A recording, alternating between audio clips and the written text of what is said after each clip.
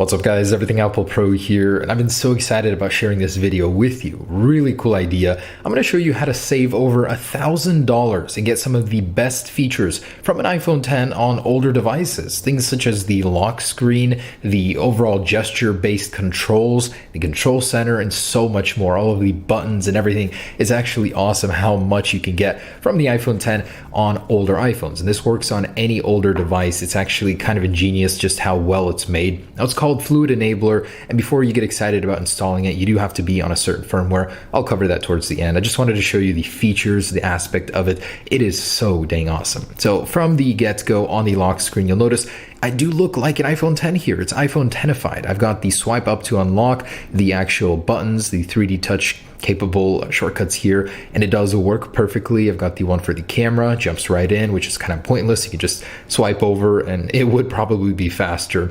Also down here, the home indicators. So now you can just swipe up and unlock your device that way. That is so cool. I love that. So from the lock screen alone, that is really cool. The first time you use it, you'll actually see the little control center icon in the top right, which is a clone from the iPhone. And the cool thing is, this is a direct port from the iPhone X. They took the files from it, modified them slightly, and they're working in the same fashion, same sync on the older iPhones. And the thing is, it works so well. It is so smooth. I haven't noticed any degradation in performance from the iPhone X to this guy, which is shocking. Usually with ports, I mean, it's a little iffy, not as fast, but this one is. So next up is gestures. You're going to get all the same gestures as you would as on the iPhone X. Things such as opening the app switcher with a simple swipe up and to the right works just as fast. It's super snappy. I love it. Also, my favorite part, the best thing about this is the quick switch down here on the bottom. As you can see, it's super bouncy, works very well, very responsive, and you can easily multitask between your apps just like on the iPhone X. It works so incredibly well here.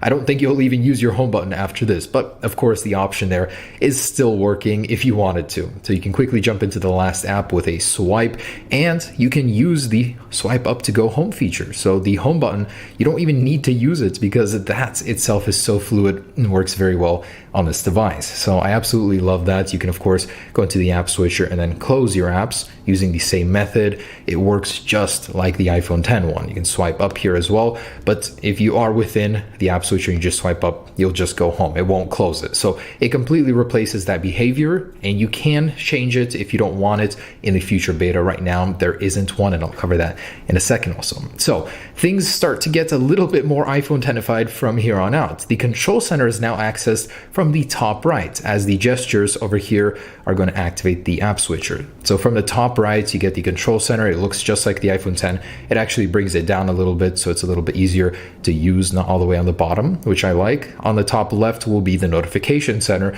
Again, it looks just like the iPhone X here, so that's super neat. Just to give you an idea, some perspective here, it works just like the iPhone X. It's just as fast, just as fluid, switching between apps. As you can see, it is so dang natural on even older devices, and I love that. So going on from here, what else is different just like the iPhone? So the button control has been completely remapped, and again, in a future beta, you will be able to disable certain features that you don't want. For example, the screenshots are now power and volume up. They don't work anymore with the power and home. It just turns your device off. So that can be disabled in a future beta. Right now, it can't. Also, Siri, you now have to hold the power button in order to activate, just like the iPhone X. So you really get some natural iPhone X feedback here with the buttons. It's exactly how it is on the real deal. Also, to turn your device off, it's now power and volume down. So everything changes just like on this guy, and oops, I just hard reset it. So as you can see, I've iPhone X-ified my iPhone 7, and this works on really any iPhone that supports iOS 11.1.2. And the great thing is, it's actually usable. It is so fluid, just as fluid as the real deal, and you might not even be using your home button anymore. That's how great it is. So I would definitely recommend you try it out. And if you wanted to install it, I'll show you how. It's not too difficult, but you guys do have to be on iOS 11.1.2. So this is, again, jailbreaking your device. I would say be very careful unless you really know what you're doing.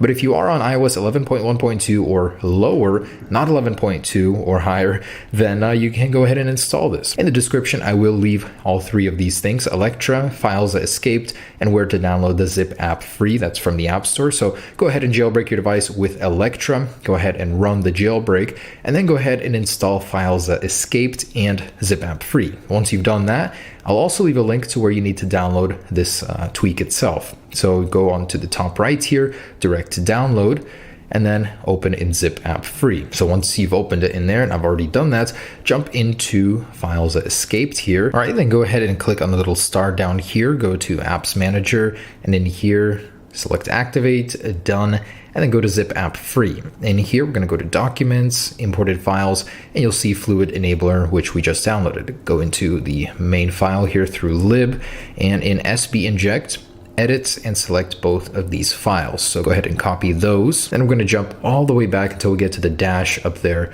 on the top. So all the way back.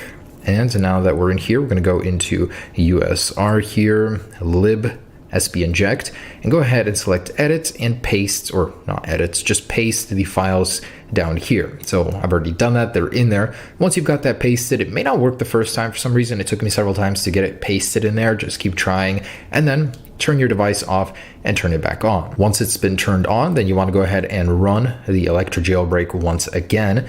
And after this resprings, you'll have this tweak installed on your device. And there you have it, guys. So thanks for watching. Hope you really enjoyed this. I loved this tweak, and there will be so many more coming out now that the iOS 11 jailbreak is practically here. So just wanted to say thank you for everybody that made this possible. This is a great tweak, and I hope to see more features being added, because there is official word on new features coming, but I'd like to see things such as the unlock animation for Face ID being used when Touch ID is used. Also on the inside, I'd like to see the iPhone 10 dock here, maybe tap to wake on older devices. Have this be an all-in-one iPhone 10 conversion for older devices. Also an option maybe to enable the notch if you really want it on older devices, to round the corners on the bottom, give it that iPhone 10 cheap effect, just for laughs, just to be able to add that. All right, guys, thanks for watching. Hope you enjoyed it. Stay tuned for more. Peace.